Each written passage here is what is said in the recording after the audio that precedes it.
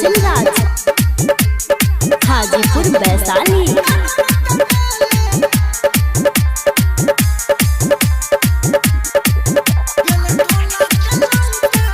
प्यार के चिन्हासी सखी दिल बाऊ हम के मार के घूमे से देहिया गम गम गम के।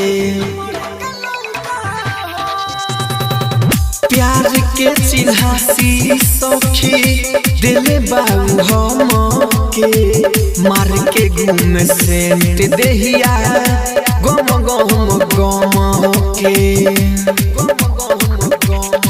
अपना नाम के देले बमाला ए सखी हो, अपना नाम के देले बमाला लोग कहेला होई का हो। एगो कान में के देले बा सखी बेटिया के लइका हो, एगो कान में के देले बा सखी दुमरी के लइका हो।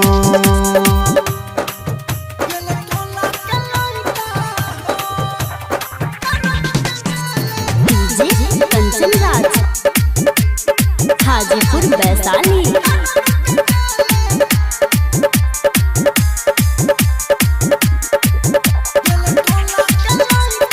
हो राइटर हो रील सखी बाउन करना में हो, हमारा चलते देख लेना बा कितना दाम हो।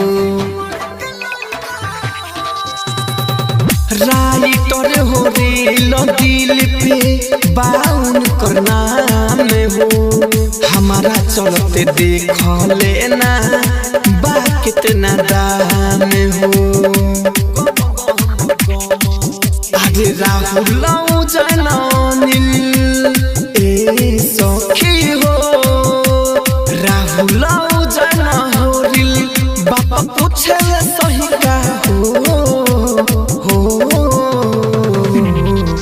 एगो कान में के देले बा मोतिहारी के लइका हो, एगो कान में के देले बा बेलवतिया के लइका हो। राजधानी डिजिटल रिकॉर्डिंग स्टूडियो बेलवती।